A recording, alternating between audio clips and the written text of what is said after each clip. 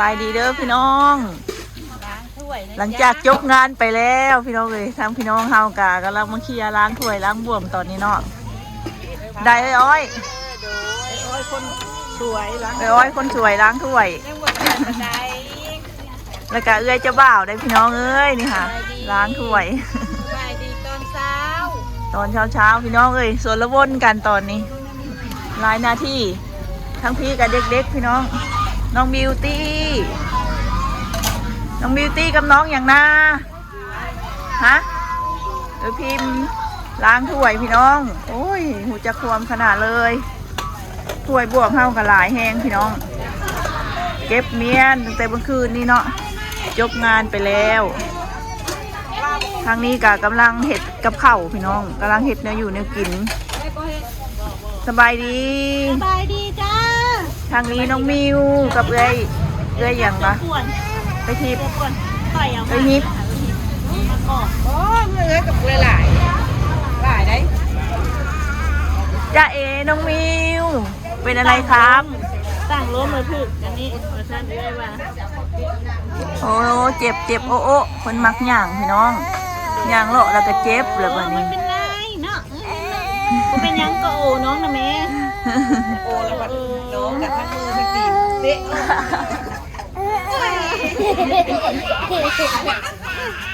อ่ะจะดึงตัวเองจะดึงน้องมาเบิ่งทางนี้ฮะผมซิมเลยจากทุกคนเอาเลยไหมเมื่อคืนนี้ต่ำซิมหรือยังสะเป็นทะเลต่ำซิมหรือยังเมื่อคืนซิมแล้วโอเคอยู่บ่ดีบ่ยิบดีบ่ค่อยงานว่ะทะเลบ่ดีใจเด้เธอหน้าคะเนตเลยที่เอามาให้กันเจ็บค่ะจะเฮ็ดเอง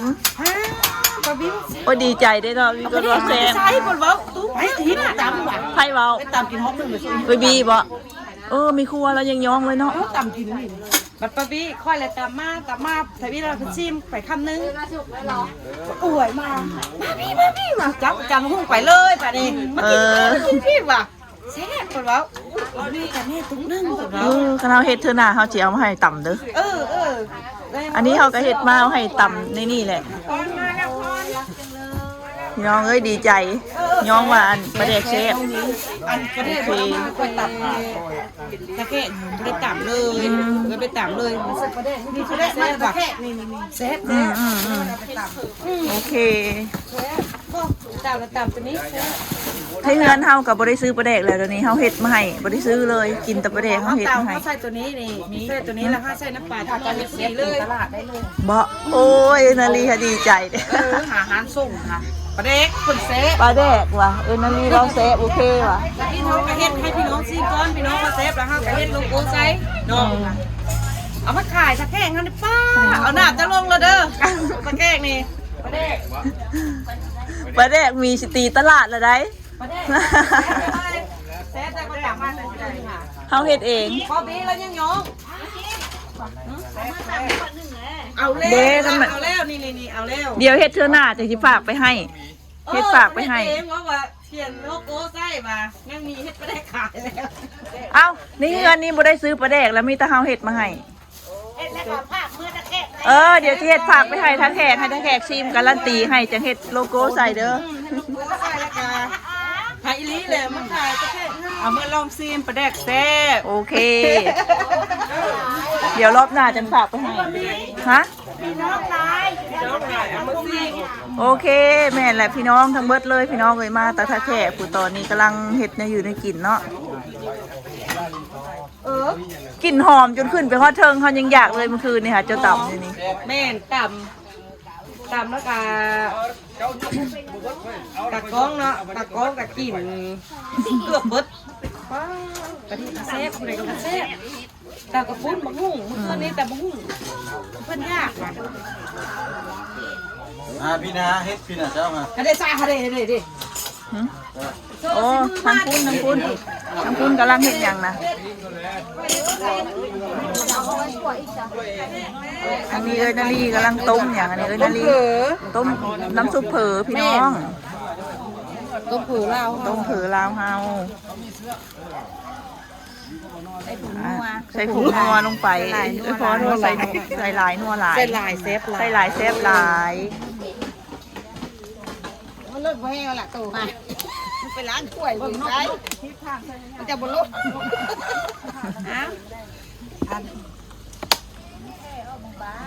บดของลูกของใครบดเพิ่มบดจกได้แหละสิจกเดี๋ยวนี้อะไรนะเพื่อนนี่อ้าวฉี่ไปแล้ว ฮะ เจียวเจียวมาเลยแม่ พี่น้องโตนี่กำลังเอิ้นหากันมาล้างถ้วย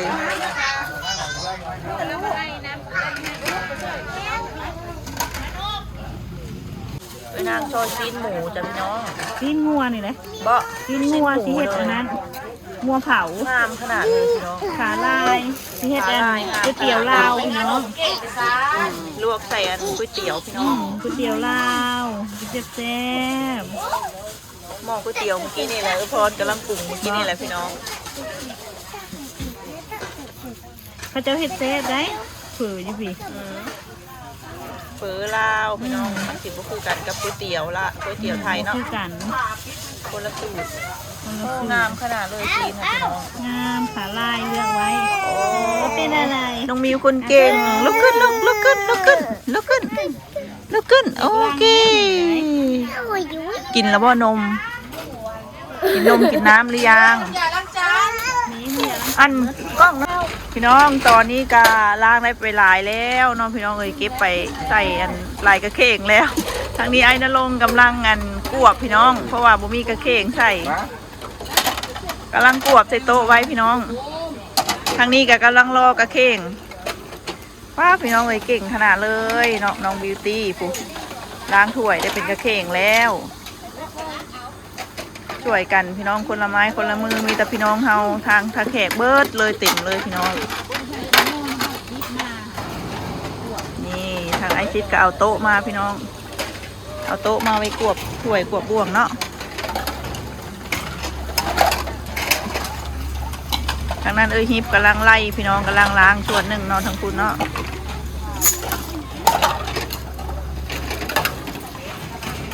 ทางนั้นแผนกเฮ็ดกับข้าวพี่น้องเฮ็ดกำลังต้มน้ำซุปก๋วยเตี๋ยวไปนางกะเสิร์ฟน้ำอ้อยแต่เช้าเลย เด้อนี่เด้อโจ๊กมันข้ามมาไว้ไปขีดซ้ายใหญ่แน่ไปแน่ข้ามไปแน่เมื่อมันกระปุกเมื่อคืนในบนนาง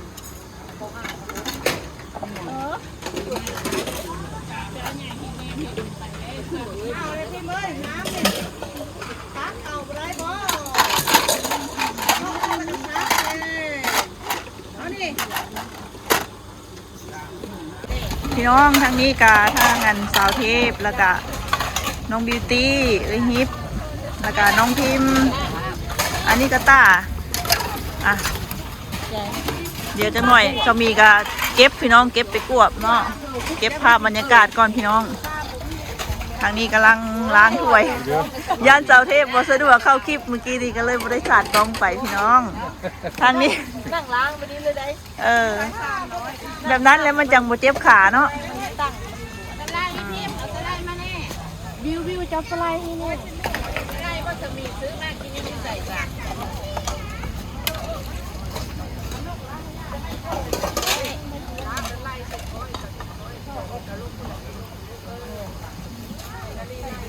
ดีแต่น้ำในเฮาสะดวกพี่น้องเอ้ยน้ำในเฮา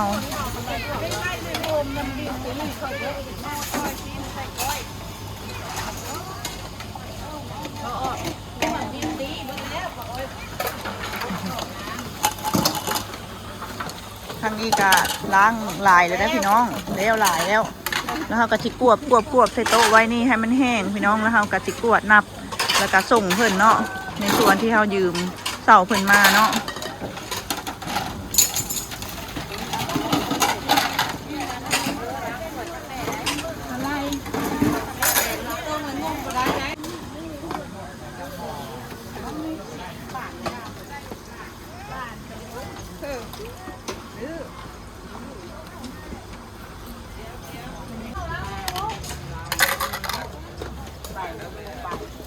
แม่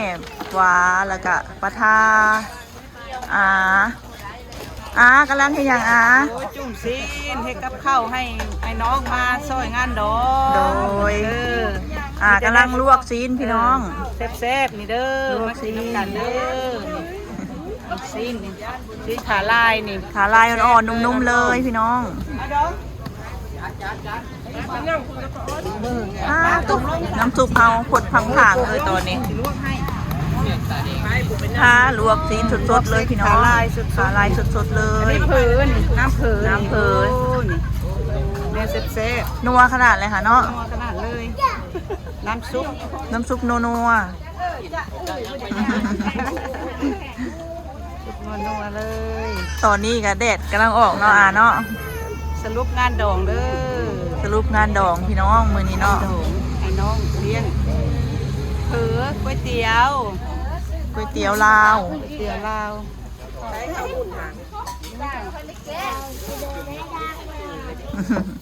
อ่ะ เอา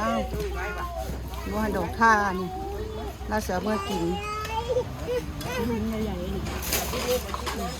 อ้าวน้องมิวกินอะไรครับ ครับหรือยังครับหรือยังครับ ครับเลยได้พี่น้องเอ้ย ครับ ทางนั้นกำลังปั้นข้าวพี่น้อง มีไอโน่แล้วก็ไอตีไอซิดเอนาลีปากองสีหลายคนพี่น้องแล้วก็แฟนเลยอ้อยปานีไอนรงค์ อันนั้นได้ให้ดองท่าได้นะพ่อนด้วยนี่นะ ลุงอ้อยทางปู่พี่น้องป้าอ้อย เอาพี่เอาจานมาเอาป้าอีกจานมาละเอามาอีก พี่น้องปลาแหลกกวบสามีมากวบหม้อกวบจานเนาะไปอ้อยเพิ่นกะไล่มาหลายแล้วตอนนี้เนาะนี่พี่น้องปลาแหลกกวบ มัสลาบ่แม่นลงลุ่มมันครอบกระดับ